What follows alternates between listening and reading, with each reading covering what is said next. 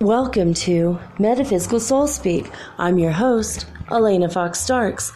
Hey guys, I hope you're doing well wherever you are in the world and whenever in time you are when you're listening to this recording. I think I hopped timelines a couple times in the past week and it's just been real strange, but whatever happened to me last night, it was weird. I was fine recording the show. I finished the first half, and within a couple minutes, all of a sudden I was sick out of nowhere. I don't know if I hopped to a timeline in which I was sick, but I had no fever. So it was very, very weird. Like my throat was it was like, I don't know, like a sore throat, but like scratchy, and I wasn't coughing, but I ate a spoonful of coconut oil, which I try to do every day because the medium chain triglycerides are really good for you. And I ate that, and all of a sudden it felt like it got caught in my throat, and it felt like I had suddenly out of nowhere acid reflux, which I did not have. So of course I immediately drank apple cider vinegar in some water, and usually that takes care of everything. So it was still there later. Right after. Anyway, all night I was just like, for like 2 or 3 hours, I was like, like, making these sounds like what the hell's wrong with my throat? And I thought, well, if I'm getting sick, I would have a fever, but I didn't.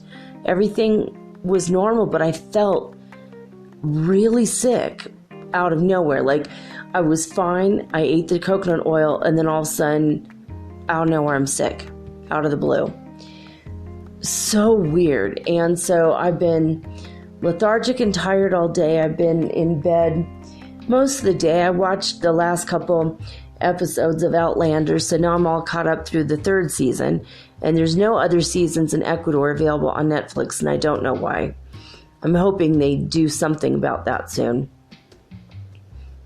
But I'm just, I don't know. I sat down around 10 o'clock at night to start the show, going to start recording tonight, and I was really tired, but I felt like I'm going to push through, power through, and all of a sudden I fell asleep, and it's now like 20 minutes to 2 a.m.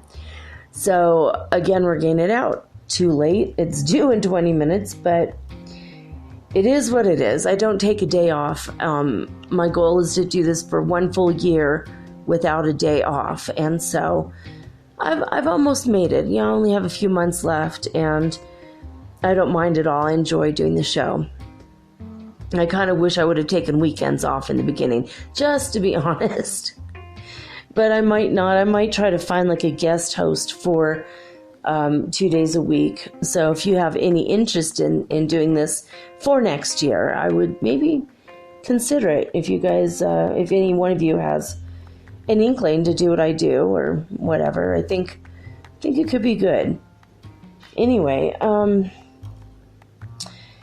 yeah, so it's just been weird. Today it's been raining super hard here. It'd be really, really heavy duty rain, and then just the rain. In between the rain, it's not drying up. It's just the roads are staying wet. It's just been a dreary, dreary day. There was a man who has a channel. He's been traveling through South America. His channel is Sophia or Bust.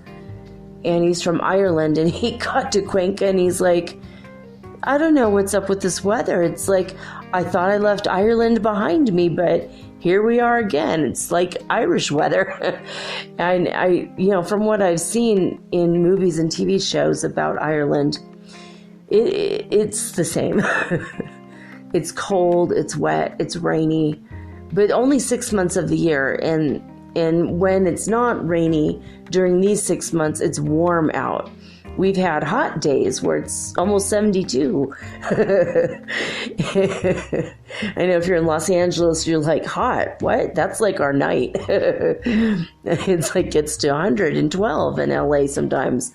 Maybe usually around 106 at the hottest of the days. But yeah, it doesn't get, I don't think I've ever seen it. Maybe it was 80 degrees here for about 2 or 3 days about a year and a half ago here, something like that. It's never in the 80s. It's never, ever, ever, ever above 85, ever. In fact, 85, I think, is too much. And if it is ever that hot here, that's the record. I mean, other parts of the country, there's some really hot cities, like on the coast, oh my God, in Guayaquil, it gets really hot. But then there's other cities on the coast where it's still like the hottest day is 75 degrees right on the beach. It's weird. You'd think that, South America has a reputation for being extremely hot and tropical, and you'd think it's like all jungle and everywhere you look cartel, and it's not how it is. Most places, just normal, respectable towns. Especially in Ecuador, it's just normal, respectable people. Everything's cool. You see the occasional sketch person, but usually it's pretty cool. I mean, I like it here. I do. In spite of the 12 days of darkness we've had during this month already. It's funny that happened in October, and it's happening now. Now that we're done with our troubles, it's going around the world. It's like catching, I won't say like riot fire, but I just said it. But yeah, it's just in Spain and Barcelona. I've got a friend over there. I think he might be in Madrid, but I need to write him and ask him if he's doing all right. But disclosurenews.it, they're having, like, most of their day has been blacked out, like the equipment isn't working or something. And they said, oh goodness. All right, they said in the 8:30 in the morning report,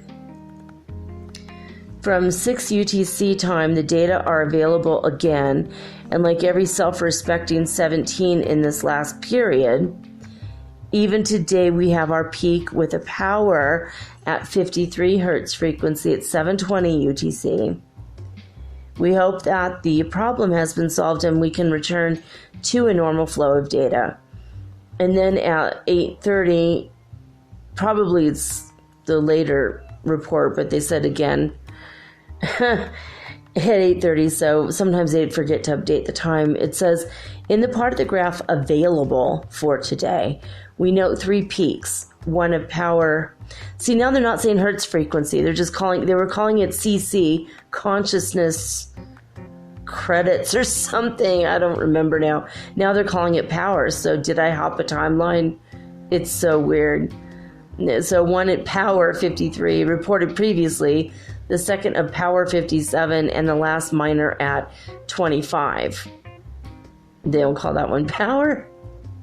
It is hertz frequency. It does say the Schumann Resonance base frequency is 7.83 hertz. So 53, 57, it's in 59 earlier. So it's heating up in the Italian region at least. I'm assuming that's Italy. It says IT. All right, so for the Heart Mouth Institute, what do we have here? Looking that up. They started off in California at 151 hertz frequency. And by the way, they are calling it hertz. They're not calling anything else, at least on heartmath.org. They're being consistent. At 4 a.m., they were at 159, so they went only up by Well, 8. They went from 151 to 159. In Saudi Arabia, in the town of Hofuf, they started at 99 at midnight, and 4 hours later, they went down to 96 hertz frequency. In Lithuania, they started off at 160 hertz frequency at midnight and only went down to 159 at 4 a.m. And at midnight in Alberta, Canada, they started off at 204. That is the highest amount we've seen or will see for today. They went up to 209 by 4 a.m. I kind of expect that to keep climbing for some reason. We'll see what happens tomorrow. Now, at midnight in Northland, New Zealand, they started off at 89 hertz frequency at midnight. Obviously, I just said that. And they went to 95 by 4 a.m. And, oh, God. It's like, why am I not? Oh, Hulului. I see. I have these memorized, and I have to like scroll down the page, and then I'll lose. This is a really hard website to deal with. Anyway, sorry about that. I'm like, where the hell is that again? The purple one is Hulului, South Africa. At midnight, they start off at 179 hertz frequency and went to 168 by 4 a.m. So there's that. I did have a correction. It is not Elaine Page, who probably most obviously went back to England when she retired from Cats, right? But I didn't realize she was from London. I did more research into her yesterday. And the person who lives here in Cuenca, who is retired from having done Cats and singing on Broadway for 30 years, her name is Cindy Benson. One of my listeners, Rainey, met her when she was here. And Rainey is Jordan's sister. Their whole family is like my family from other parents. You know, he's my brother from another mother, and Rainey is my sister from another mister. And so we're always talking. Like, I came here and asked my friend Jordan, hey, have you ever heard of, I'm going to Ecuador. Are you in Ecuador now? Have you ever heard of a town called Cuenca? He's like, yeah, I live here. My sisters live here, so I'm here. I'm like, oh my God, that's so cool. And so my first social act here was to see his sister Roxy's art. She had an art show. I got here like on a Tuesday or something, and she had her art show like on Thursdays. Like 2 days later, it was like, actually, I think I got here a couple days before that, but I was here a total of like 2 days when I found an apartment, and on the third day I had a place to, I had a social event to go to. It was really crazy. And on that very first social event is when I met the one of the founders of the Violent Femmes. A lot of extremely talented people come here and settle down, and a lot of billionaires come and get like a second or third or 20th residence here. This town is actually very popular. It's crazy popular, even though most people have never heard of it. So anyway, so Cindy Benson is the one. I guess Roxy and Rainey had met her when Rainey was down here. Rainey doesn't live here. She's in the States. But it's kind of weird. I feel like it's actually possible that I met her and didn't even know that I met her before, or didn't know who she was or what she had done. But most of the people I meet down here, it's like, oh, I worked at the Democratic National Committee for, 25 years and retired from that. Like, I worked with the Clintons, I worked with this, I worked with that. I mean, people like that. It's like crazy. Oh, I played, like trumpet with the band Chicago was another person I met. He's a total narcissist, though. Not a cool person at all, I don't think. He thinks he's cool. Narcissists always do. But like, he was like treating me like he was trying to control what I eat in this restaurant. It was like so insane. It's like, this is a public restaurant, is it not? I guess he had a steak in the restaurant, but I'm like trying to order like a food, and like, I wanted, a whole meal, and he kept like blocking me. He's like, no, you're just going to get an appetizer. I'm like, why would I get an appetizer for dinner? Like, they serve dinner here? Is that not a restaurant I'm looking right at? And he kept controlling it, telling the waiters not to listen to me. And when I tried to speak to them in Spanish, like any of the staff, he was like talking over me and then trying to do worse Spanish than mine. It was like ridiculous. I was like, dude, I never went back to that place. I'm like, God, so crazy. Like, why are you trying to control me? And his poor wife, she was having Alzheimer's, and I tried to explain to her what would help her with it, and she wouldn't listen to me, or she's trying to listen to me, but he kept blocking it. And but other than that, I've had pretty good interactions with the people here. The famous people. He wasn't even famous. He was only with them for a couple months, I think, and then he used that as his thing for that's where I'm coming from, so I could do this. He's trying to manage my friend's career. And my friend's like, I'm retired, like, you know what I mean? Like, he's just like, what? Like, he already has a house here. He has an income. He could stay here forever. And he makes just a little bit of money here and there doing shows just for fun, just because he's bored and he misses the days when he was in the Violent Femmes, I think. But it's just like, come on, like, whatever. But it's cool when people like Cindy Benson are on stage and they're giving this dynamic performance like she did. And I'm going to put another clip of her singing the end of Aquaria's song. I mean, it's like a full minute of her singing Let the Sun Shine In. The song itself is always super long, but then she made it a medley. So it was like a, I don't know, 10 to 20 minute song. I have no conception of time. Anyway, I was thinking about it today. Like, why am I so like sick/not sick today?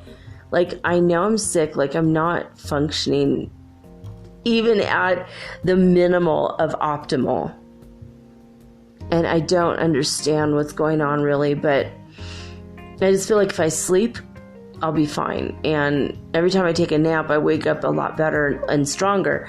But I'm wondering if it wasn't that, I mean, when I was there, I was like connecting to everybody in that place and trying to lift them up, like raise their vibration, like connecting to all my chakras and just, like imagining like this big bubble is going through everybody like a shockwave, but of peace and beauty and love and raising everyone's vibration so everyone's happy and healthy. And I don't know if it's that or if it's my empathicness that just, I took in everybody's stuff somehow. And I was aware of that last night, and I let go of it all immediately. Like, no, if people can't handle their stuff, God, go ahead and cleanse it. Otherwise, I'm giving it back to them. And so I think it might have been my empathicness that took on everybody's junk in that hall. I sat there for 2 hours with these people. And so I spent most of the time just actively feeling love for everyone in the room, even though I didn't know them. And it was pretty cool, actually. I felt a lot of love, but I felt weak afterwards. And I came home, and then that weird sickness feeling came over me. Like, what the hell? And there's another thing. Actually, I meant to talk about this a couple days ago. When I moved to Minnesota when I was a kid, I was 12 years old, and the first year was weird. There was like this snow came, and it was just a shock to my system. And it was, I grew up in LA, it was like absolute shock to my system. And the following year, there was this feeling I got in the pit of my stomach.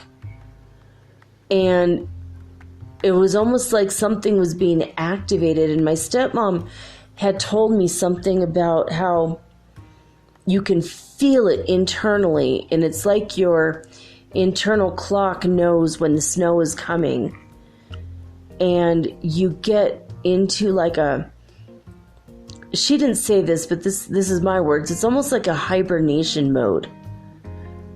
and I got into that a couple days ago where I just felt like the coldness is coming.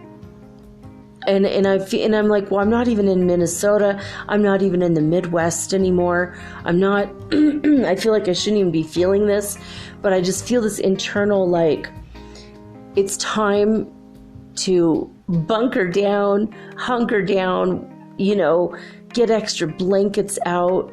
I was wearing like a short little nightgown with short sleeves to bed every day. And last night I was like, no, I got to wear my winter pajamas, like long sleeves, in long, like pajama bottoms that are, go down to my ankles. Like, and normally when I wear that, I feel so hot that, I end up getting up in the middle of the night and changing into different pajamas, just putting on t-shirt instead. And last night I felt cold and wintry. There's like an energy of feeling winter is coming.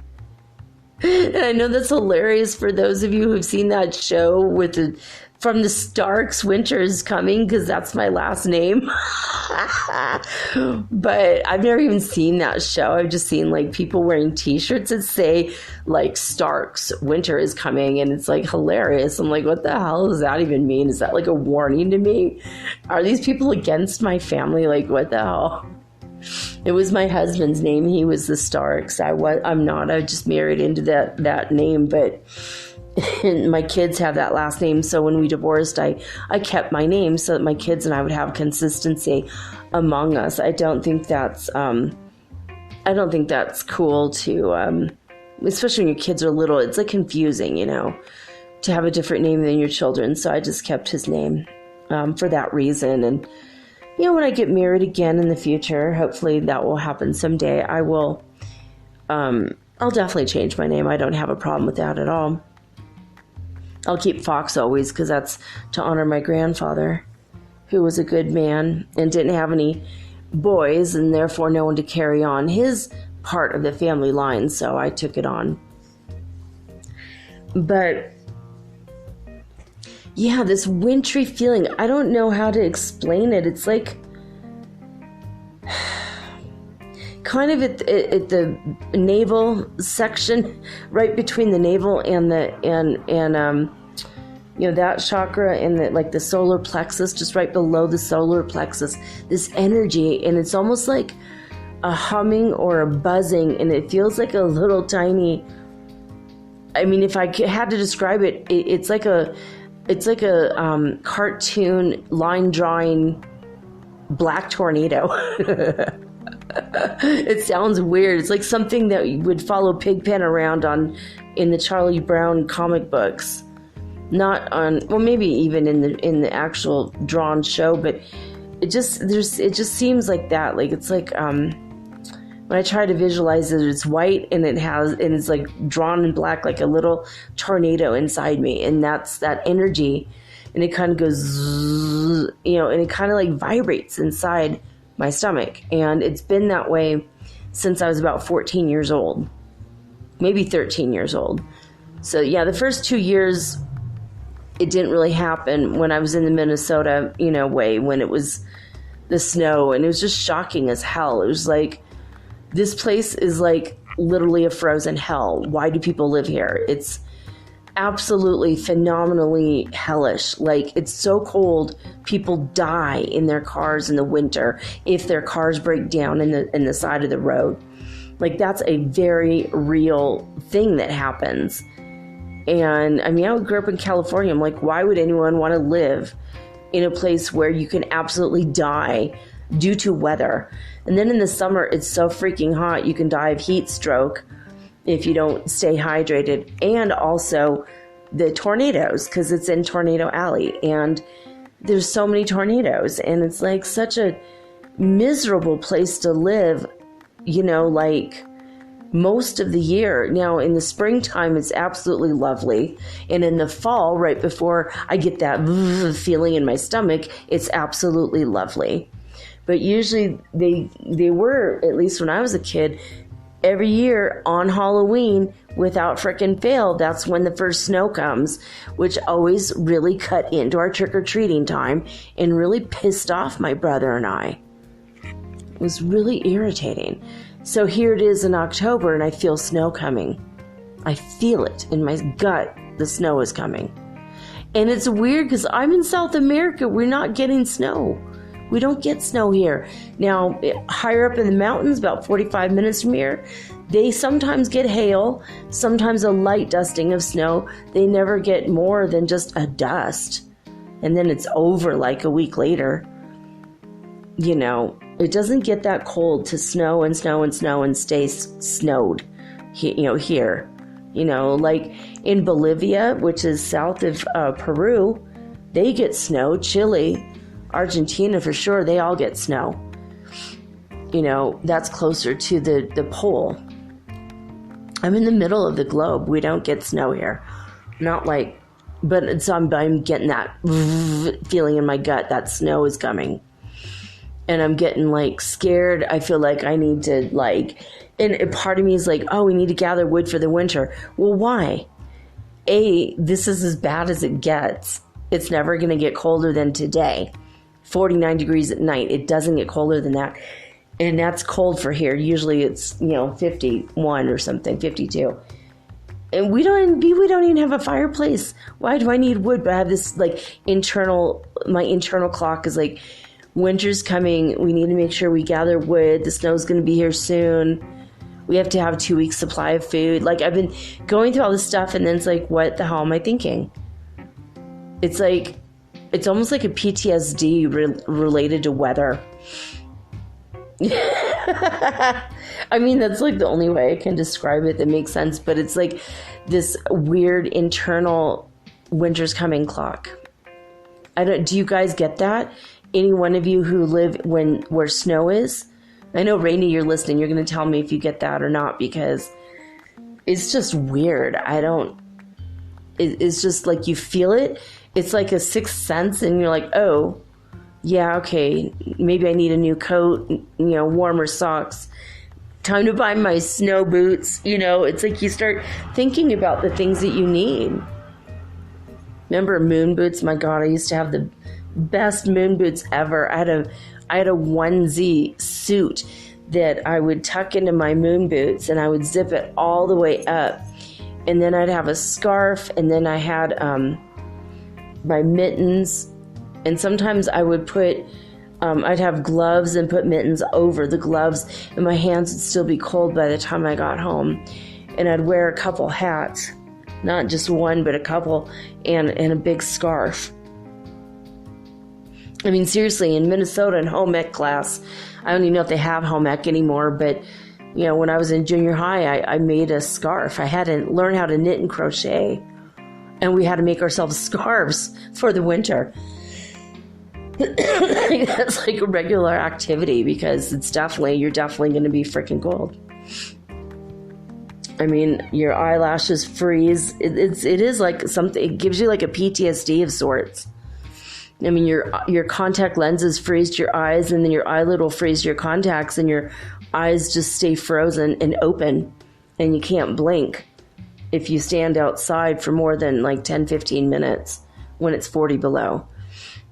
So I have like that sort of like fear of weather, but it's like internal. It's like a fear that like it's an internal clock inside my body. That fear kicks up at this time of year every year. Like, we got to make sure we got heaters and clothes and blankets and, hot soup. And I want to go out and buy a crock pot now. Now that I know I'm going to be here another, 2 years, I think if I buy a crock pot, then I can make my spaghetti sauce, and my kid can have spaghetti, and I'll eat it on squash or something. And I'll make my good Irish stew that I learned how to make a few years ago with beer, not water. I guess that's what makes it Irish, right? Putting a little bit of that whiskey. Sometimes I do it with water and add a little shot of whiskey. Whiskey stew, man.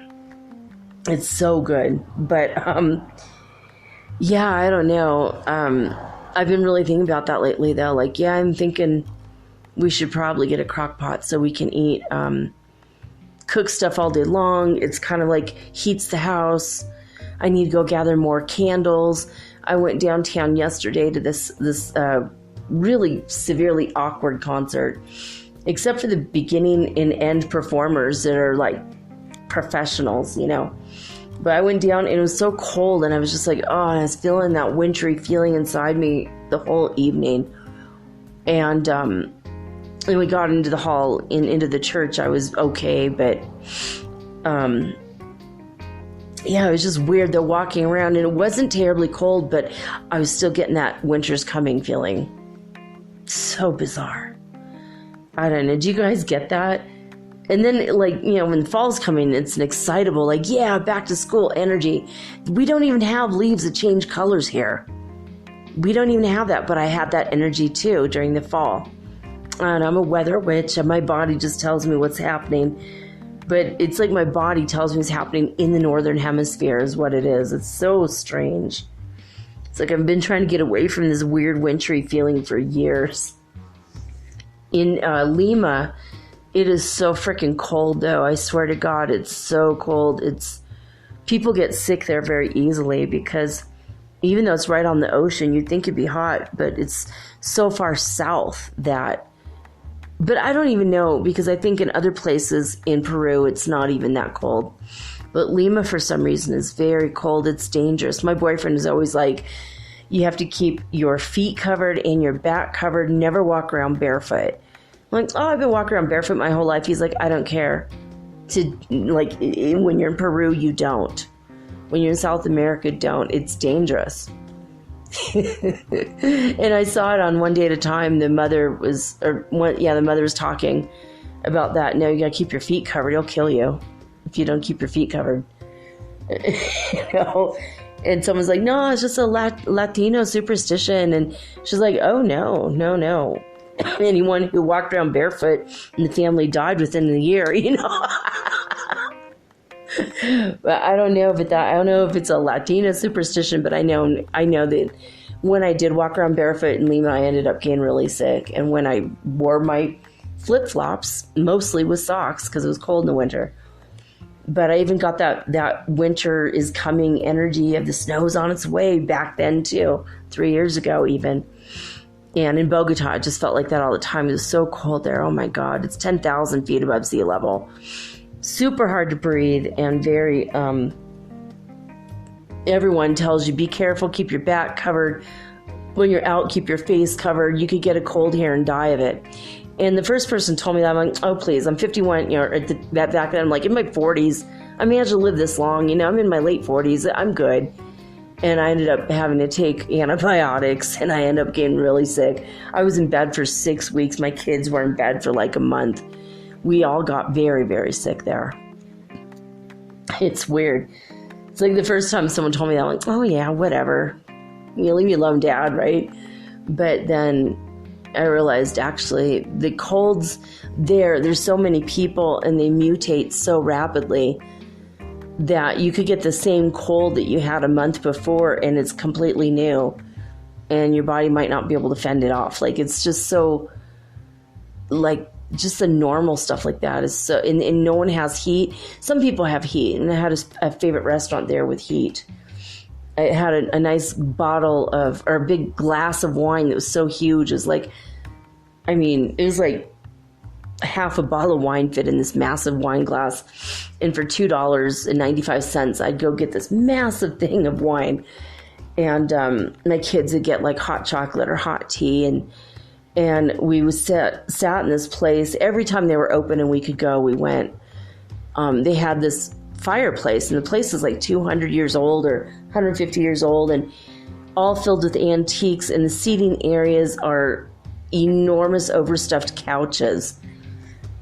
And the lighting is like Christmas lights, and it's just so romantic and pleasant, and it feels like your eccentric old auntie's house.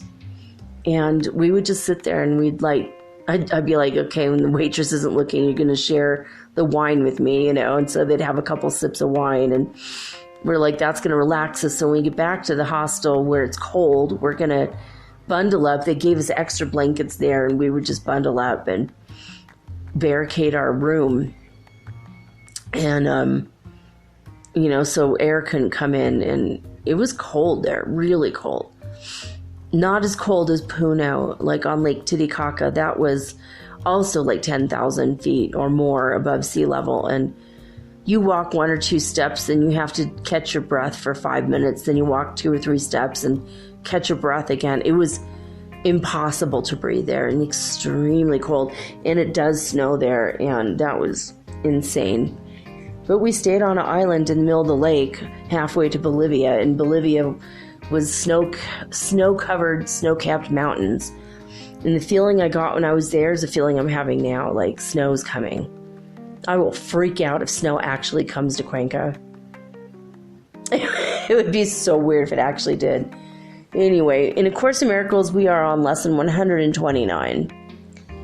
Beyond this world, there is a world I want. Beyond this world, there's a world I want. This is a thought that follows from the one we practiced yesterday. You cannot stop with the idea that the world is worthless. For unless you see that there is something else to hope for, you will only be depressed. Our emphasis is not on giving up the world, but on exchanging it for what is far more satisfying, filled with joy, and capable of offering you peace. Think you this world can offer that to you? Of course, right? Now, the rest of the lesson is kind of long. There's like 9 paragraphs. It's not terrible. If you want to read it, it's easy. acim.org, or just go ahead and download the app. It's easy and free. Always free. The world I see holds nothing that I want. Beyond this world, there is a world I want.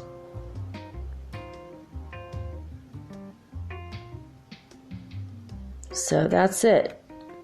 Beyond this world, there is a world I want.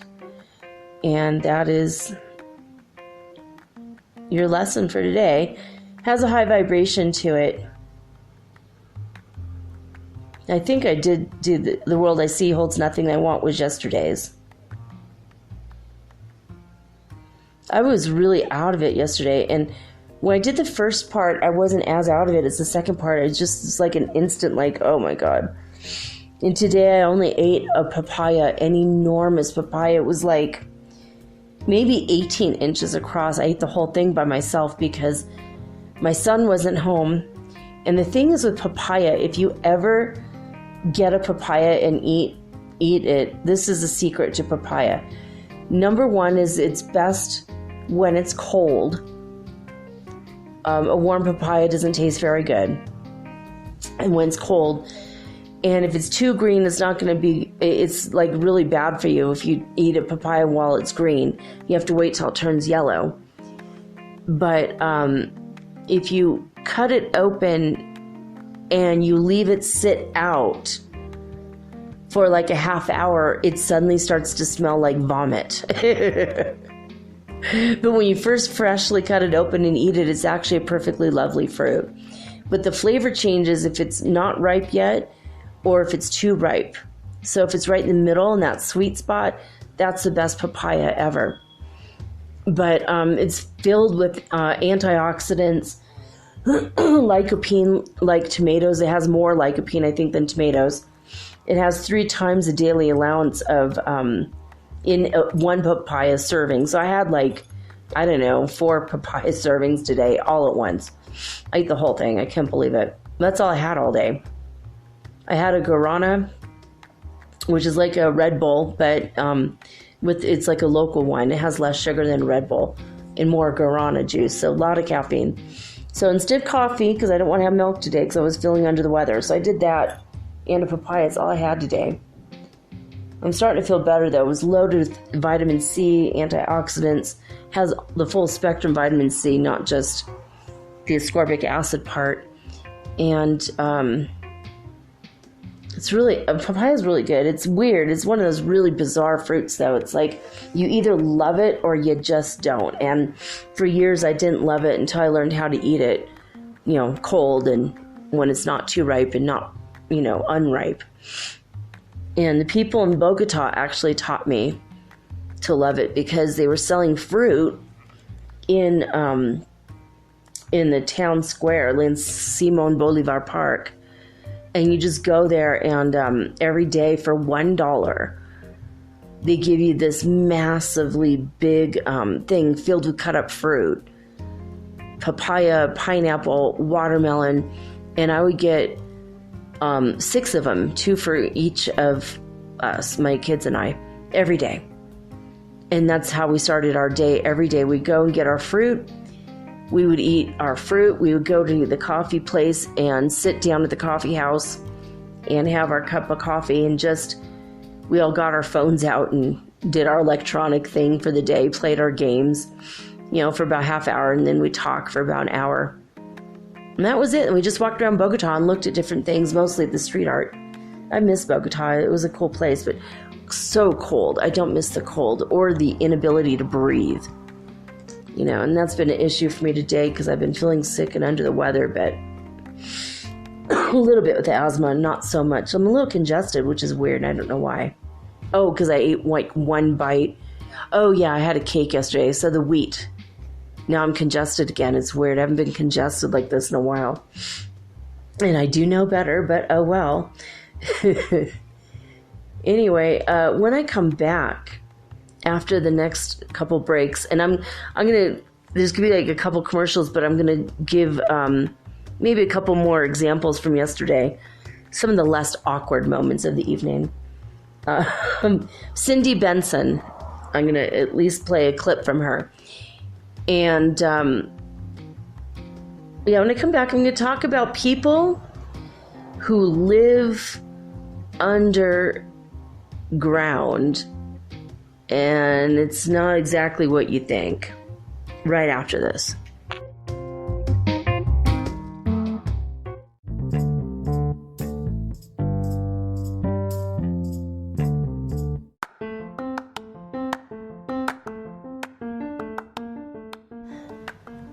If you haven't heard about Anchor, it's high time you did. It is the absolute easiest way to make a podcast. First of all, it's absolutely free. Second of all, they have creation tools that allow you to record and edit your podcast right from your phone or your computer. You guys have known that I've been doing this for 8 months using the Anchor.fm app right on my cell phone, and I have done it everywhere, right? I have recorded this in my living room, my bedroom, little cafes in Quito, Ecuador, all over Cuenca. It's so absolutely easy to make your podcast, and editing is just a snap. Anchor also will distribute your podcast for you, and it took me about 2.5 months to become syndicated, and now I'm available on Spotify, Apple Podcast, and many more, and so can you. You can make money from your podcast also, and there's no minimum requirement. You get paid from your very first listener. It is everything that you need to make a podcast all in one place. So please, if you are interested in making a podcast of your very own, do not hesitate to start with Anchor. Download the free Anchor app or go to anchor.fm to get started today.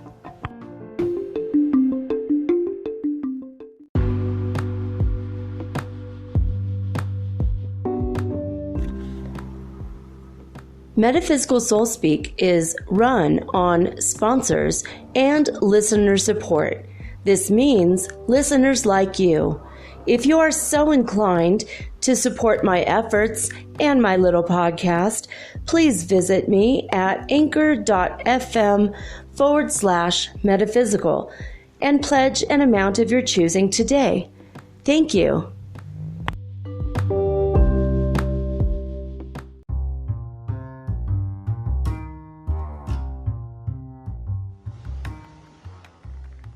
Journey to the center of the earth.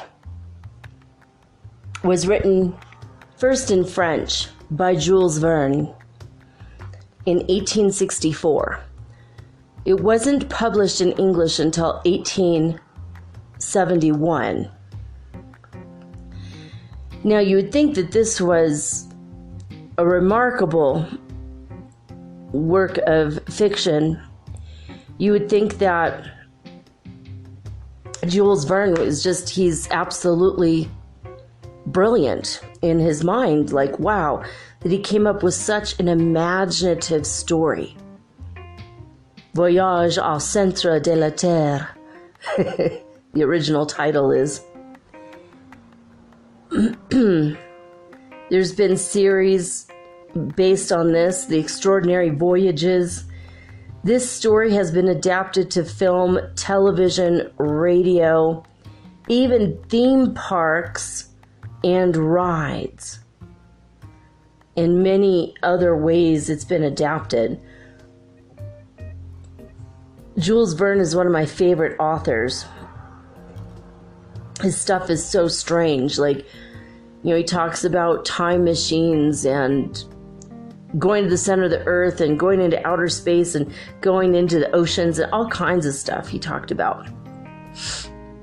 He mentioned, but in Journey to the Center of the Earth, the idea was going down volcanic tubes when a volcano isn't being particularly active, just to see what's inside the center of the earth, right? Pretty easy idea. But there was an actual genre called subterranean fiction that existed long before he came along as an author. Of course, his book was so good and so popular, it added to the genre's popularity, according to wikipedia.org, and influenced a lot of people's writings, including Edgar Rice Burroughs wrote a series called Pellucidar, which I have not heard about until I did my research on this tonight. So, Journey to the Center of the Earth, there's so many versions. Some of them are in black and white, and there's one that's in talkies, where, before talkies, like where they're not even talking. It's just in, like it'll show what they're doing, and then the screen will come up where you have to read what they're saying. And I think it was made in the 1920s. That's a really good episode. That's a really good one. I've seen maybe, 5 or 6 versions of this movie made. It's been something that has fascinated me my whole life, ever since I was a little kid. And I started thinking about people who live under the surface of the earth. People that live, or beings that live underground. So that's what we're going to talk about today. The fictional side of it is Jules Verne's book, along with all the other subterranean fiction. It's pretty interesting, right? Interesting. But we're going to go to some modern day cases in which people do live under the earth, and we know that they're there. We know that there's normal people who fell on hard times. A lot of times they're poor, they're homeless, and like in the case of Bogota, they have to live in the sewers because homeless people are not allowed in most of South America. I found out here they don't do this, but they do what they call social cleansing, where they catch homeless people on fire while they sleep and kill them. And they've even lit the sewers in Bogota on fire. There's actual death squads that go around. And I found an article on listverse.com where they're saying that they think that rich people are funding it. I don't know if that's true. They say that there's rumors that police are involved. Well, I know for a fact that the death squads are the police. It's a specific division of the police. And it's not just in Bogota. It's throughout Colombia.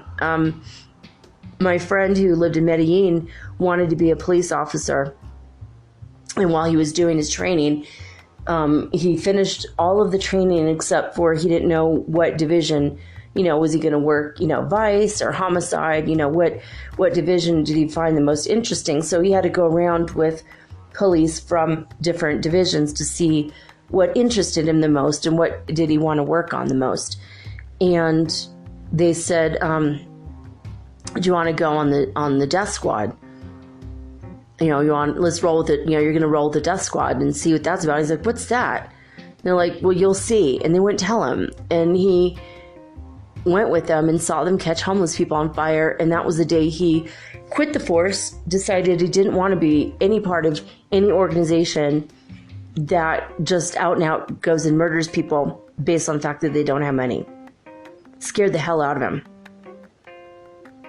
So that is something that does happen. It's real. If you ever hear of it, it's real. I saw it happen in Arequipa, Peru. It happens in many parts. That's why, it's shocking for people from South America and in these countries. They don't see homeless people. And then they go to our country, and I mean to the U.S., I'm sorry, our country. A lot of you are listening to me from Sweden. By the way, I'm back on the charts in Sweden, so hey, guys. So, yeah, but in the U.S., there's a lot of homeless people because they don't kill homeless people, And thank God they don't, because obviously it goes against the Ten Commandments. So I don't understand why it happens here, but it does in South America. And even in the sewers, they catch the sewers on fire sometimes. But this happens, let me see, I found this article, and okay, so in basically Bogota, in Bucharest, in Manhattan, New York, Las Vegas, Moscow, and in Syria, and in other parts of Russia also, are where people live underground. And it's well known that they live underground. I mean, it was discovered, like the mole people, they call themselves the mole people in Las Vegas. And when the rains come, there's like flash floods and they can drown. They can get inundated. But in fact, these huge underground sewers were built so that it would capture the rain and not flood Las Vegas, thereby cutting into the tourist industry there. But it's a desert. So when they do get a lot of rain, it's a lot, and it's dangerous. So I was there when it was flooding, and there was a story of a little boy who had gotten caught up in the rain. He was little and he fell off the curb, and it was like a rushing river with the rainwater, and he actually fell into a storm drain, and they never found him. Or maybe they did find him, but I think he died. It was like really a big deal when I was there. It was like a big story. And so later I found out about the mole people living there. My oldest kid told me about it. He's like looking into it. He's like, that was scary, like that happened. Why didn't they have grates over all of the storm drains? Like, that was nuts, right? That just a little kid could randomly fall. It was creepy. But then we found out that there are mole people living underground. And then we found out in other cities they are. So in Syria, they have basements and they live underground during the bombings, which makes sense. It's smart, right? Now, when I lived in Minnesota, we all had underground spaces. Everyone has a basement in the Midwest, especially when you're in Tornado Alley. In the event a tornado takes your house, you're going to be okay because you're going to be in the basement. Probably holding on to something so you're not swept up in the tornado. So this kind of thing, like basements are pretty common in certain parts of the world. So in some ways, there already are people living underground, especially when they go down to the basement to sleep or, hang out or whatever. When you look at TV shows like that 70s show, they have a walkout basement. They could just walk out through a door and then up the stairs to get out of their basement. Most people have the stairs inside their house, not in that show they had 2 exits. Most basements only have 1 entrance and 1 exit. And in addition to that, a lot of people way, way, way back in the day had bomb shelters. So that was a whole nother thing. And the bomb shelters were built either side by side with the basement or in another part of the land sometimes. And then there's also root cellars where before people had refrigeration. So people have been having, it's not uncommon to have stuff that's underground, right, is my point. And let's see here, in China, people have bomb shelters in the city. It says the air raid shelters were dug during the Sino-Soviet border war of 1969 on the orders of Chairman Mao Zedong. And after his death, the new government ordered that the shelters be commercialized. And then people started to rent them out. But it's cheaper, apparently, to have an underground apartment than an above ground apartment. And underground rooms go for half the price of an above ground apartment. And that's something that's going on in China right now, even though the government has outlawed it and they've said people can't live in the basement, right? But people, it still goes on. They're either thumbing their nose at the government or they just need the money.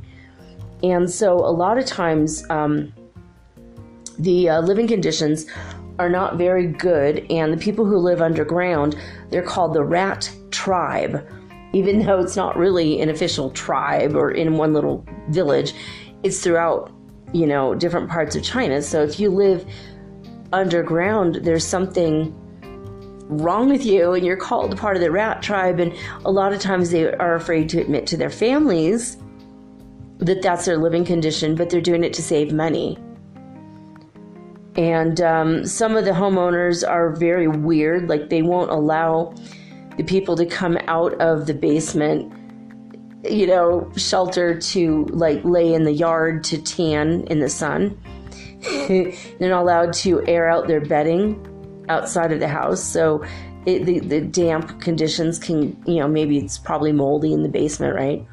I know in Minnesota it was so humid there. But, so the air raid shelters, the bomb shelters, air raid shelters, whatever you want to call it. I mean, we had ours. We had our bomb shelter. We didn't have any furniture in it, but we had a freezer that had, I don't know, we had a side of beef in there. We had like a fourth of a deer when our neighbors bagged a deer. They call it bag a deer. And we paid for a fourth of it. They sold some of the meat and we made venison sausage with it. But, or they made the venison sausage and gave it to us, and then we just cooked it. We didn't actually make the sausage itself. So anyway, but the point is that there's a lot of different ways in which people live underground. Some people have decided to start living underground because the temperature is consistent. Some people, architects, have started to build houses underground in which they have a series of mirrors and windows or skylights that will light up the whole place so it looks normal, like you don't feel like you're underground. And they have good ventilation systems. And if you're living underground, you'll get the geothermal heat from the lava that flows beneath your house. And you'll also get, you won't get the cold winds going through the windows. So in some ways it makes sense, right? But I don't know about you guys, but for me, this thing is so freaky that I wanted to cover this today. So now there's other underground things that for years people were concerned, weirded out, I suppose, about the giant tunnels in South America. They were thinking that they were carved out by people, but why? They were really freaked out by it. Well, I went to earthtouchnews.com and they said that there are hundreds of them in Brazil and Argentina in certain regions, and there's strange smooth-walled tunnels that cut right through the earth. And they thought at first they were just like caves, and then they realized they kept going deeper and deeper and deeper, and then they said, wait a minute, because caves are formed by water that dissolves rock, but they discovered that there were enormous claws that burrowed from prehistoric times. The animals were bigger, right? So now they discovered that a lot of these giant tunnels are prehistoric burrows from giant moles, from the literal mole people. So, yeah, I don't know. I'm looking at these pictures on this. You could go to earthtouchnews.com and look up the article. It's called "These Giant Tunnels in South America Aren't Caves, They're Prehistoric Burrows." That's literally the title of the article. So they said there's no digging animals anywhere in the world today that are large enough to have created the tunnels. Some of them are 6 feet tall and 13 feet across. So they're thinking saber-toothed cats, mastodons. Back in those days, the toxodon, which are like the giant rhinos, they weren't equipped for digging, but those are who were alive at that time. And so they're thinking maybe sloths or armadillos, because they did find giant armadillos down here in South America.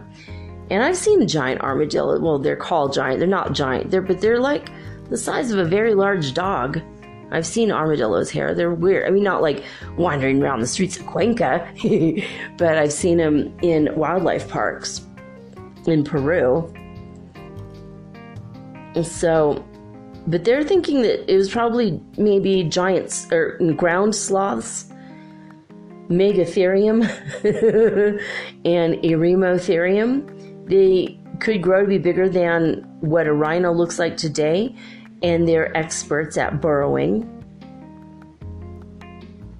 So they think that that's what happened. They think that's where these tunnels come from.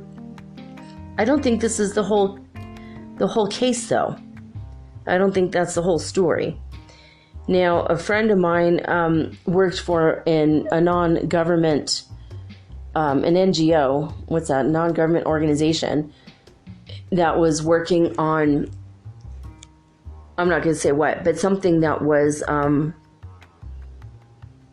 we'll say sought after by certain factions of the secret government. And it got very dangerous very quickly, and they all left. And he told me a story about, and he was just like an IT guy or something, but he told me a story where he was offered an opportunity to go to, not where I am now, but to another country here in South America, and they have an underground living facility, and they're going to go with the aliens that live underground, and then it was going to be sealed forever, the door, and he had a window of opportunity to go into this underground door and never, ever, ever come out again. It is all no thanks. I'll take my chances above ground. Thank you very much. I love the sun.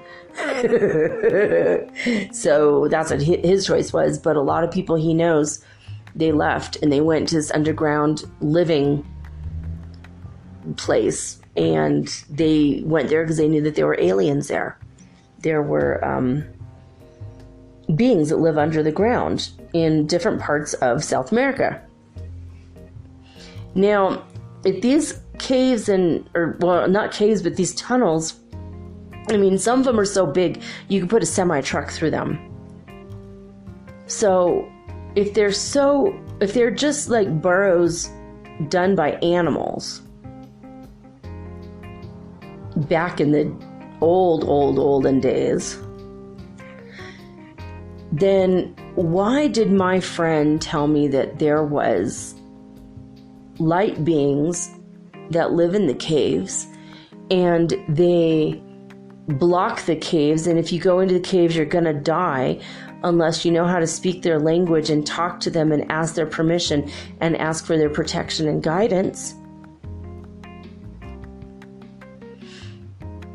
Now, it's not just in Argentina and Brazil, by the way, either. There are caves that go, or tunnels that go from Ecuador to Venezuela, underneath Colombia. So it goes through 3 whole countries.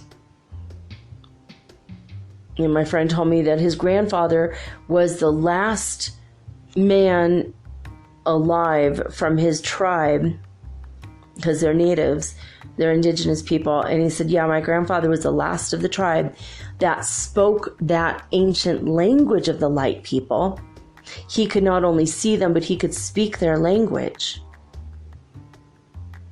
And when he could speak their language, they would allow him passage in the tunnels safely. But other men say there was stories of there being treasure buried under there. There's stories that the Incan gold is buried in these tunnels. There's a lot of stories about the Incan gold. I'm telling you, people have gold fever all over the world. Again, from aliens, the Anunnaki. They made us dig gold. They bred us to be gold diggers. They bred us to dig gold for them. They needed it for something. I don't know what, to power their ships maybe. Like dilithium crystals in the Star Trek series, where they always need to go get a new source of dilithium. They find the dilithium crystals and they could power their warp core and continue on their journey. I mean, is that the same kind of a scenario here? Where the Anunnaki. So it gets weirder, okay? Now this article I found, it gets weirder and weirder, okay? Now, when I was in Arizona, I was told about the ant people. There's these famous cave drawings and rock drawings all over Arizona, especially in the Flagstaff area, from the Hopi people and other people, but mostly the Hopi people. This one's very well known. And some of the drawings people have recreated on, they've made like pieces of pottery, like magnets, and they've recreated the cave drawings on them, and they sell them in restaurants throughout Sedona. And so I bought a whole bunch from them. Like, this is really, these are creepy. Some of them are creepy and some are weird, but I still like them, right? So I bought them. And so I asked the waitress, I'm also, what is this anyway? What is this? And she told me this tale that frickin', I mean, it was a hot day and it was curling my toes. I was like, whoa, this is so weird. It's so weird. So I guess there were times of floods in the desert, and people were losing like their food and their ability to live, and they were scared, and things were happening on the surface. So these ant people came from underground, and apparently they looked like ants, but they were the size of humans or a little bit bigger. And they told the people that they would take care of them, and they took them underground. And when everything changed on the surface, they were allowed to come back out again, and everything was fine. Well, the ant people saved their lives. And that's why they revere them in the drawings on rocks and in caves and the like. And it's a story that's been passed down through generations, and the Hopi people that are in existence right now still believe these tales, and they know them. They're very, very famous. When you go down in the Southwest, you start hearing this stuff and you're like, whoa, this is like really, really trippy. Okay, so I found this article called The Ant People of the Hopi, and they put some stuff in here that I never knew until today. And so, I don't know. Every now and again, I have to start researching this stuff because it freaks me out so much. Why on earth do you want to go under the earth? I don't understand. I mean, there's creepy crawlies and centipedes and earth babies, otherwise known as potato bugs. Oh my God, they're so gross. I mean, they keep the web of life inside the earth clean, and they help keep a balance. I don't mind planting a garden, but I don't want to live under the ground. It creeps me out. Even basements creep me out. I always think of things like caving in, And then there's sinkholes. And now I'm wondering if the sinkholes aren't happening around the world because of these ancient prehistoric burrowing sloths. I mean, I'm really wondering about that now.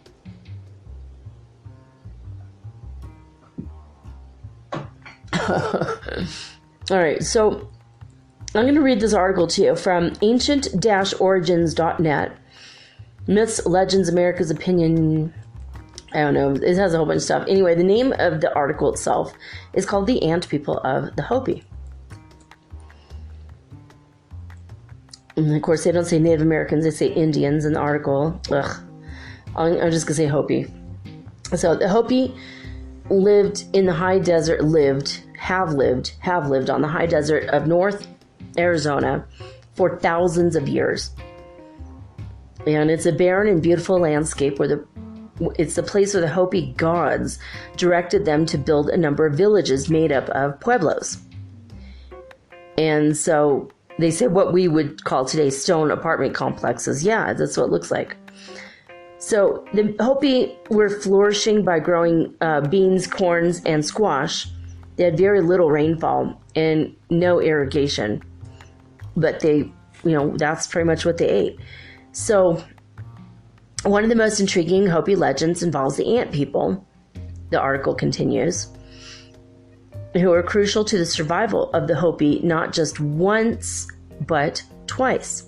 The so-called First World or World Age was apparently destroyed by fire, possibly some sort of volcanism, asteroid strike, or a coronal mass ejection from the sun.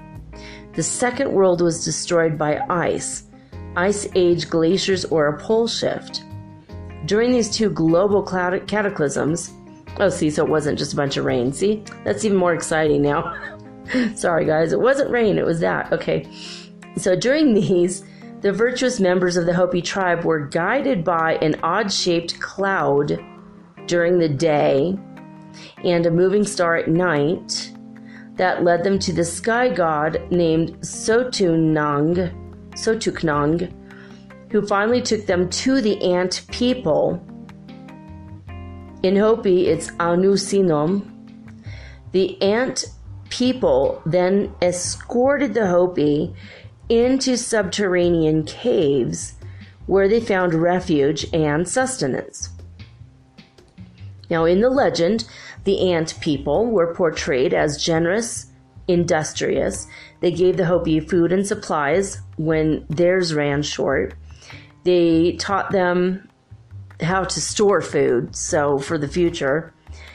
And another legend says that the reason why the ants have such thin waists today is because they once deprived themselves of provisions in order to feed the Hopi people. That's kind of sweet. So this part of the article gets really wild. The constellation Orion also has a thin waist. When Orion dominates the winter skies, the ants were deep in their small underground hills. These structures are similar to the form of the Hopi kivas, which are subterranean communal prayer chambers. Coincidentally, the Sanskrit word ki means anthill, and va means dwelling. Ooh, something that they don't mention is when you look at where the Hopis are and you look at where the Tibetans are. Now, I believe the Tibetans might have had Sanskrit, but India, Tibet, that area, it's on the exact opposite side of the globe. And yet their language is very similar. And when you look at the flag of the Tibetans and you look at the flag of the Hopi people, it'll blow your mind because it's almost the same flag. It's the same colors. It's almost identical, same flag. It's so strange. And so go look that up when you get a moment if you're interested in that. So Kiva means anthill dwelling in Sanskrit. That's really weird, right? Each February inside their kivas, Hopis perform the bean sprouting ceremony or the bean dance called Powamu. During this time, fires are continuously kept ablaze and turns these structures into superb hothouses. The ritual commemorates a time in which the Anu Sinom, ant people, taught the Hopi how to sprout beans inside caverns in order to survive. It is interesting to note that the Babylonian sky god was named Anu, and the Hopi word for ant is also Anu. And the Hopi root word Naki means friends. So in Hopi, Anu Naki means ant friends. And they may have been the same as the Sumerian Anunnaki, the beings who once came to earth from the heavens. I mean, this person puts like these really wild things at the very last of this little article and doesn't go into a whole lot, but I had some more information, so I filled in the blanks there, but I did not know this, that Anu means ant in Hopi. Naki means friends, because Anunnaki is what it comes from the ancient Babylonian. When you look at all the stories from the Anunnaki, it's not from the Hopis, but how, you know what I mean? Okay, so now this gets more and more strange. When you look at people and things living underneath the surface of the earth. So now we've gotten the burrows made by sloths, but yet they were also something else, and we don't know what. I think that the tunnels were not only made by the burrowing giant sloths of yore, but they are ceremonial tunnels. And what my friend said is that his people believed that people would oftentimes travel with the help of the light beings. They would travel underneath these tunnels from Venezuela all the way to Ecuador. And sometimes they would take the tunnels that go to Brazil. There is ideas that maybe during the cataclysms, these were where the people lived. There was something else about this too. It is ceremonial, and you have to have the ancient language in order to be allowed in without being killed, or I don't even know what. Maybe there's, fumes or gases that come up from the earth, and the light beings know how to avoid it, or they somehow can protect you.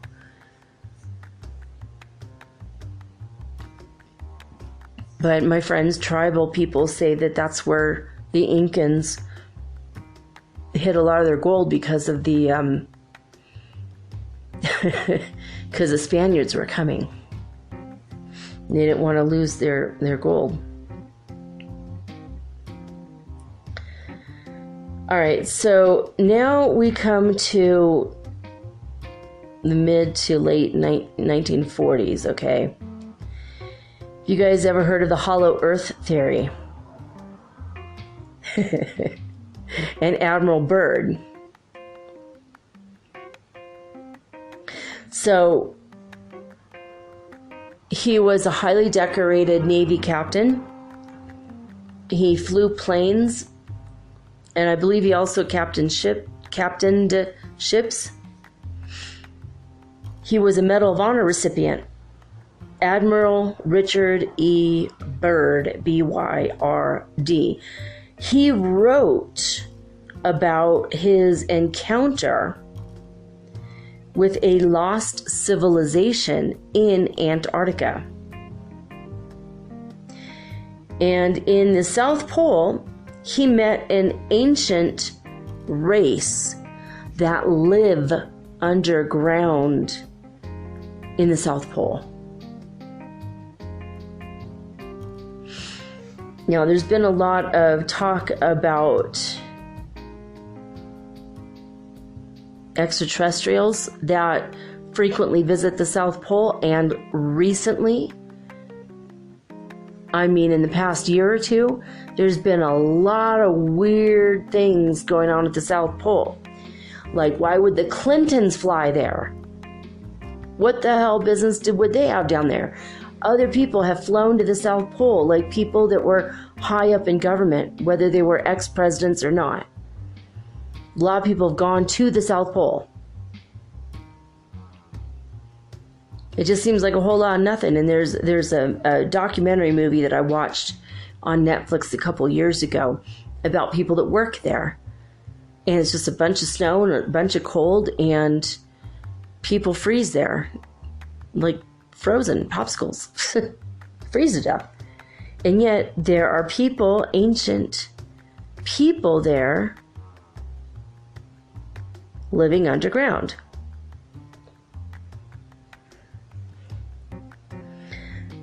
So, March 11th, 1947, Admiral Byrd writes, I've just attended a staff meeting at the Pentagon. I have stated fully my discovery and the message from the master. He means of the ancient alien race. All is duly recorded. The president has been advised.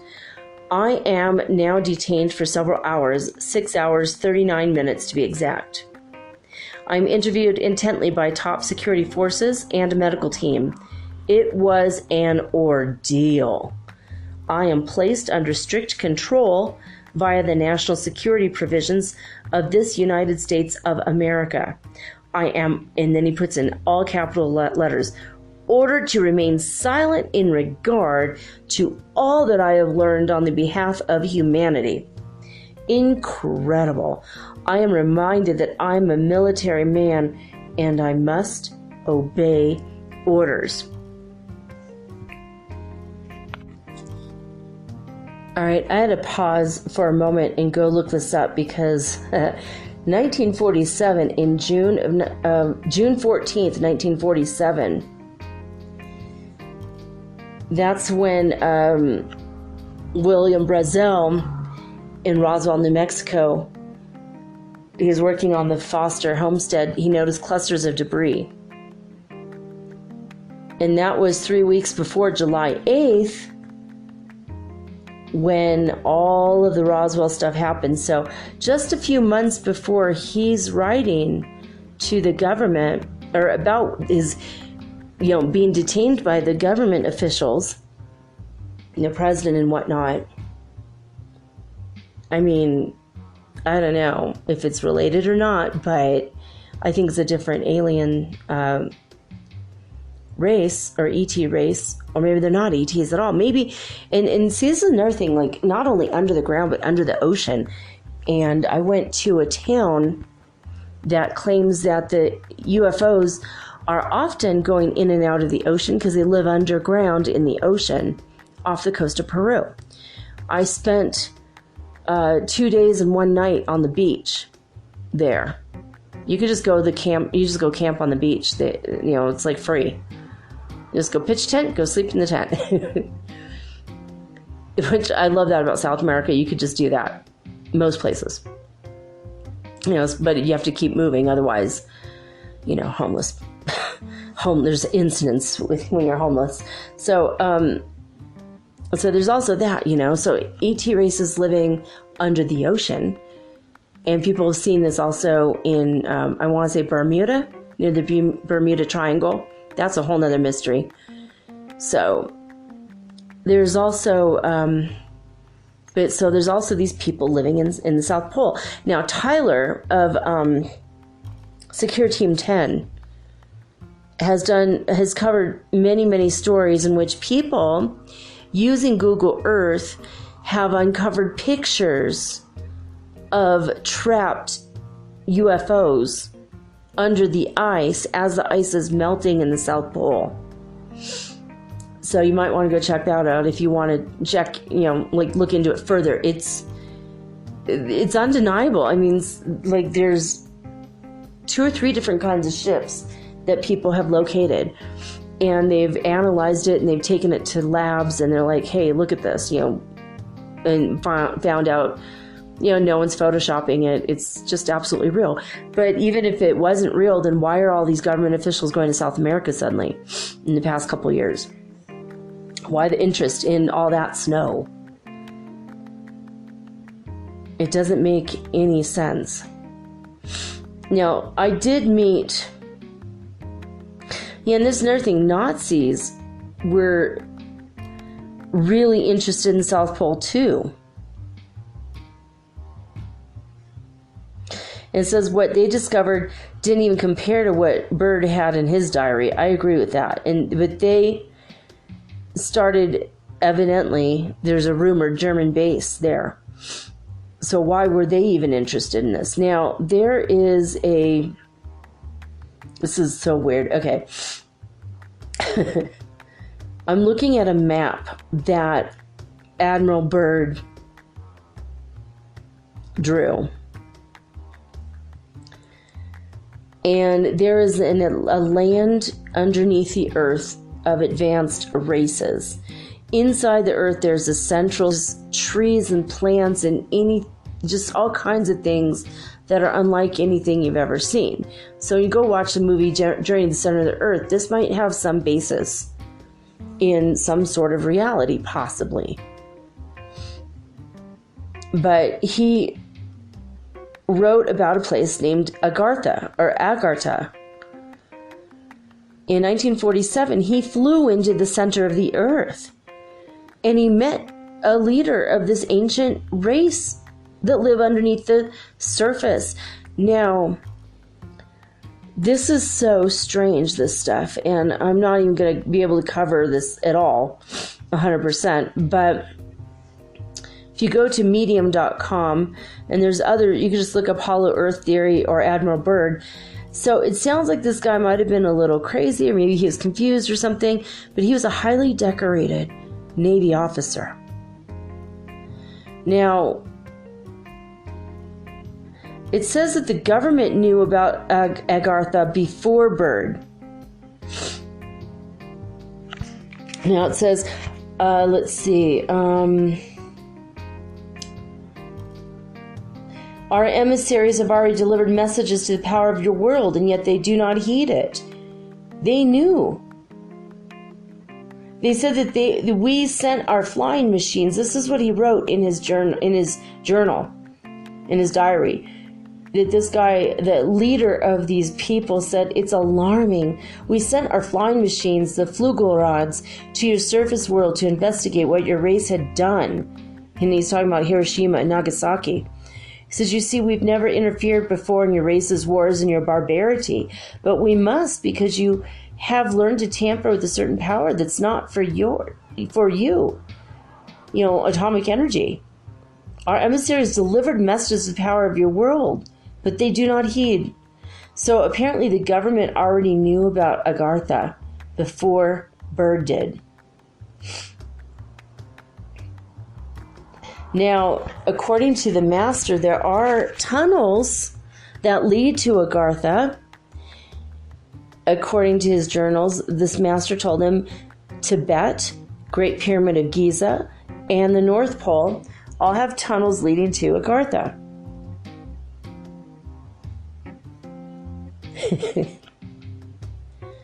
So, I met Admiral Byrd's grandson, or maybe it was I think it was his grandson. And when I met him, he was in his 50s, late 50s, I guess. And we asked him, I saw his name, I'm like, Byrd, wait a minute, I know this name. He goes, well, yeah, because of my grandfather. And so he told us the stories that his grandfather told us, told him, and he told us that they are absolutely true. He 100% believes them. The family believed him, when he told this. That it sounds completely incredible, but there's oceans, there's the sun, there's plants, and there's people living in peace in the center of the earth.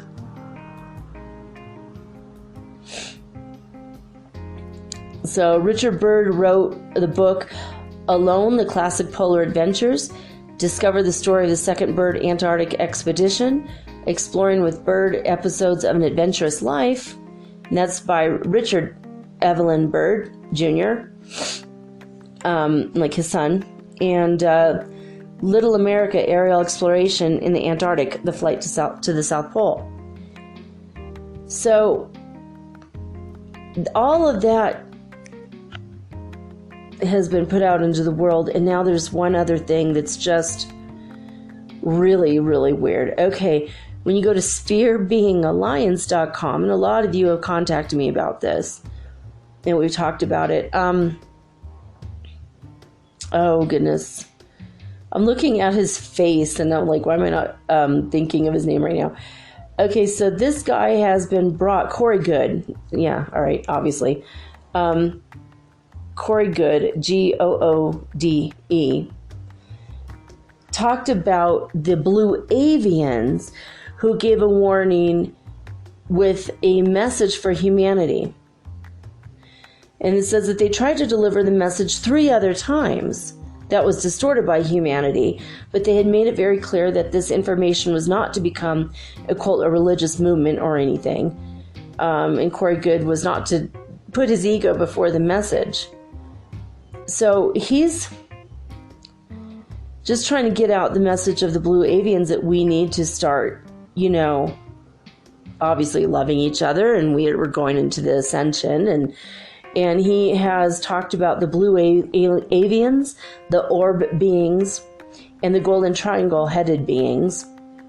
But the blue avians live inside the earth. I think they all do, maybe possibly, live inside the earth, right? Oh, now see, I talked about this. It says there are orb beings have been visiting tens of thousands of people in the form of blue indigo balls of light. Okay, well, that might be what I saw in my yard, and I talked about that on the show before. Oh, that's just freaky. Maybe they were the ones that live inside the earth, and they came to talk to me. Or at least to show me that they're there, right? Because they're of peace. So this stuff is really strange, right? So now the blue avians, they look like human beings, but with bird heads, and they're blue. Now, what's really weird is David Wilcock just opened up a whole nother discussion on this, going, well, when the Egyptians finally uncovered years of black soot, off of some artwork from ancient Egypt, there are bird-headed beings. Osiris himself is depicted as having a blue bird head. So the mysteries get deeper. I'm only pointing this stuff out tonight. I don't have answers for you guys about this stuff, what it means, but I just want to bring it up so we could think about it, Corey Good stuff in Sphere Being Alliance, its stuff is interesting.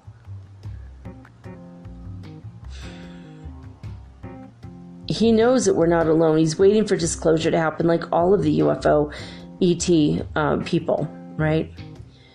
In the meantime, the ET races are contacting a lot of us via telepathy so that we could, I channel the Lyrans, which are people with, they're humanoids with the appearance of cat heads, no tails, and the Pleiadians and the Andromedans and the Arcturians, and they're from different dimensions, and some of them are from the 5th dimension, and they are all very concerned about the atomic related stuff because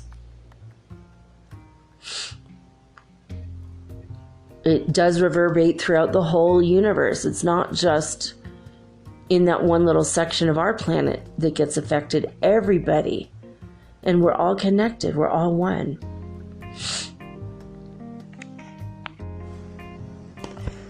So now on Gaia.com, they have an article, Hollow Earth Theory is the subterranean civilization of Agartha real?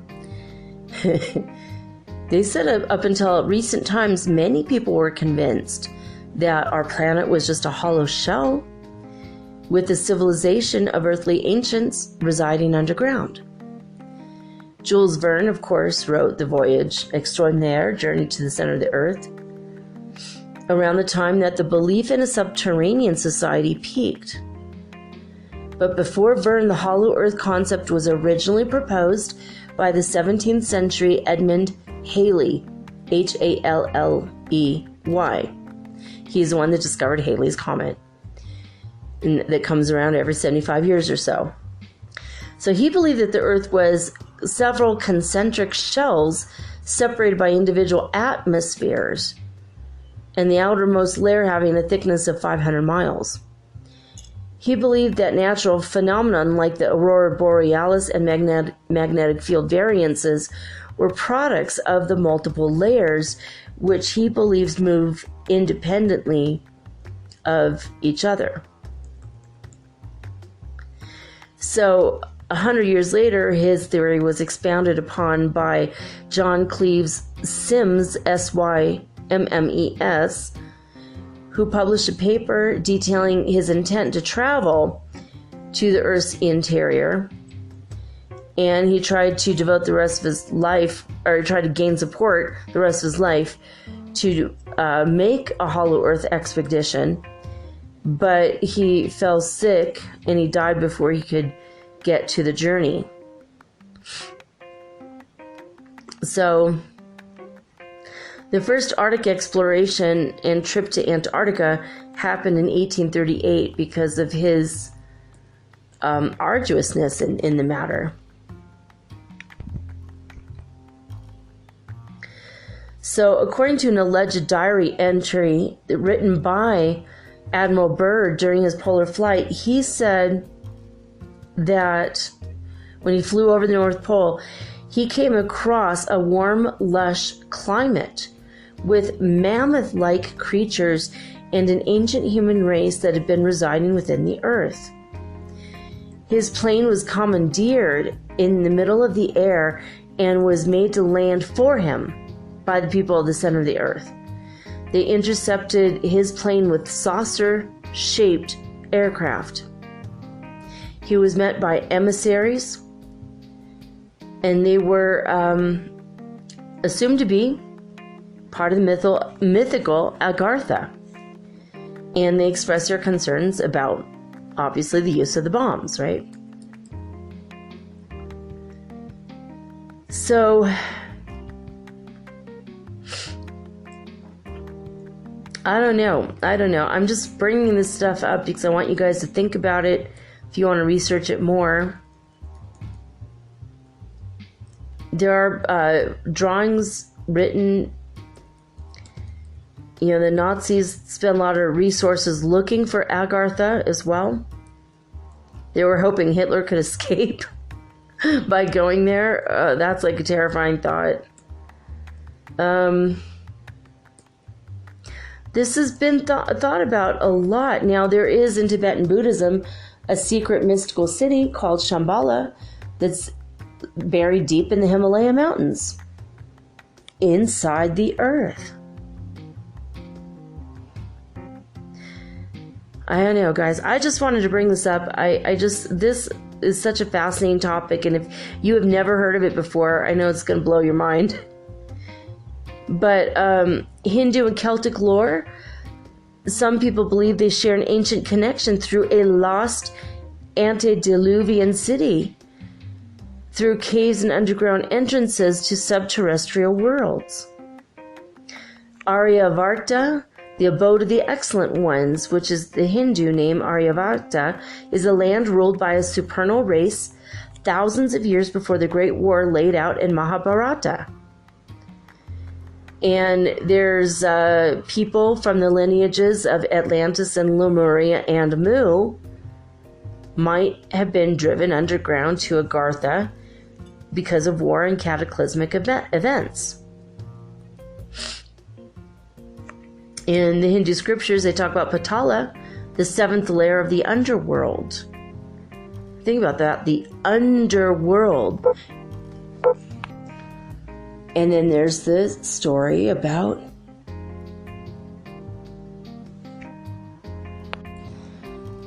Persephone and her journey to the underworld to live for 6 months of the year with Hades, the god of the underworld, on Maybone. And in wintertime, she would be there, but then in the spring she came back because she ate the pomegranate seeds. But her mother made a case for her to live half of the time above the surface so that there could be spring and won't be winter all the time, because she was such a bright light of spring, goddess of spring, Persephone. So there's a lot of strange myths and stories and legends, but also now the evidence is growing that there's something to it. What? I don't really know. But I would like to believe there's something down there. I want to live where I live, on the surface, greeting the sun every day. There have been theories throughout the centuries of us maybe we do live in the center of the earth, and we don't know it. How would we know? If there's a sun, it seems like, I think we don't. I think we live on the surface, but who knows? Anyway, I know this is a lot of crazy stuff to think about. It's fun. It's a fun and interesting mystery for my Mystery Thursday. I wanted to have a mysterious Thursday, so this is it. Anyway, I hope you enjoyed the show and the speculations of these, whether it's real or not. The Nagas, half reptilian, half human species, are said to live under there, by the way. Crazy, crazy stuff. Anyway, well, there you go. Probably brought up more questions than answers, but that's how it goes sometimes. I love each and every one of you. Thank you so much for listening to the show and promoting it among your Facebook groups and liking, subscribing, and everything else, and sending your Santa Claus and Christmas stories, and especially your ghost stories for Metaphysical Ghost Speak. I already have a lot of stories lined up for you. Michelle might have single-handedly rescued the show with all of her stories. I've got a lot of my own stories, but I'd like to still hear your stories. If I hear enough of them, I might have a couple episodes. So please send in your ghost stories for Metaphysical Ghost Speak. Anyway, that's all I can say about that. I am feeling much better now at the end of the show than in the beginning. Thank you, God. Whatever it was, I think it was the Ascension flu that Brother Yeshua spoke of last night. Anyway, that's all I can say about that for now. Signing off, guys, with peace and joy and the high vibes of the Holy Fifth Dimension. Until next time, peace.